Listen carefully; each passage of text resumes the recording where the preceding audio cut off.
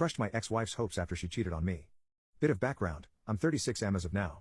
The characters have been a bit altered by their names. Rebecca my ex-wife, now 34, James my collage buddy and the guy Rebecca cheated on me with, Saladin my other guy friend, Lisa Saladin's cousin, so Rebecca and I were what you call college sweethearts. We survived college and the hardships of life. Got married in our early 20s. I was 25, she was 23, ever since we got married, things were rocky. Not from the start but situation-wise. I was in medical while she was an accounting major. There were things that was okay with me but was not with her. Despite being married she acted like she was a free bird. She was. It's a good thing but there was marital neglect from her side. 2016, she joins James' company as an accountant because it pays well. I was happy because hey, he's a buddy of mine. Slowly she started to complain about things that were in place. She didn't like where we lived, had problems with everything I did, she did not like the food she used to. I'm a great cook and she loved my foods. Our fights intensified by a margin where she would call me names. I'm good for nothing. She earned more than me. Coming to this part later on, drastic turn was here that Rebecca and James were hanging out with our set of mutual friends. I got the word of it and it seemed off. I confronted both of them to which they both said it was a sudden plan and I was in field. Coincidentally, it happened on the same day I was out of city. They might have planned it beforehand which I'm not sure of. 2017, the year my marriage blew up. So I was sure there was something because my bedroom became effing dead one. I was increasingly paranoid and whenever I tried to address things I was turned down. Now I'm not a saint, I constantly yelled at her to tell me what was going on because there was just something off. Your favorite person rarely talks or does stuff with you and they claim it's nothing. Does this sounds okay? It was also the year we were at our peak financially because our debts were paid off. My friends and I decided to open up a medical shop that provided medicine shop as a side venture. So one of the friends was Saladin. He proposed that we celebrated at a pub. When we go there, I notice a girl that looks exactly like Rebecca. She was dancing with another man and it was quite dark. I get a closer look, lo and behold. It's Rebecca and James, dancing hand to hand. I wasn't much bothered about it because hey they're friends. I was here with my colleagues and she was there with her. But it was bothering me. I decide to send her a text asking where was she. She's usually on her way home at this time. She told me she was already at home. Now that was a red flag. I told her to stop lying because she wasn't. I could clearly see her that she was getting paranoid and told me she was on her way. She left the pub afterwards. That night I asked her about James. The look she gave me was as if she saw a ghost because she was not expecting that question. That look was what that told me something was definitely up.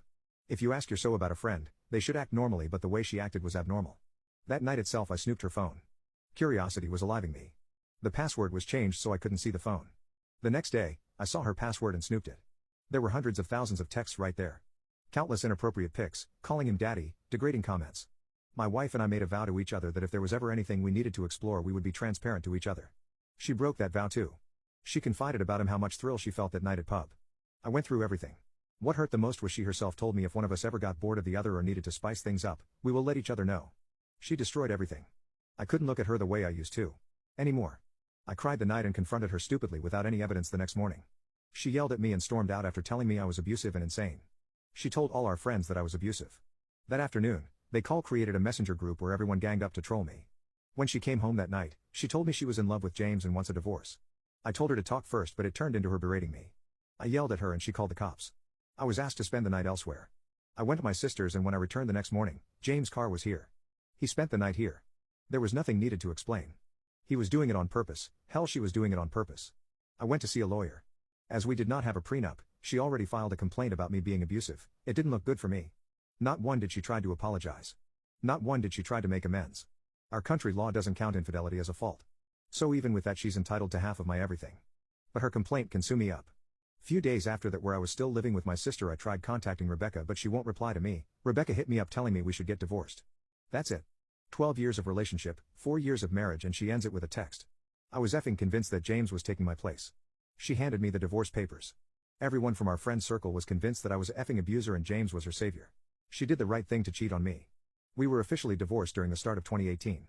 She was already dating James open during our divorce.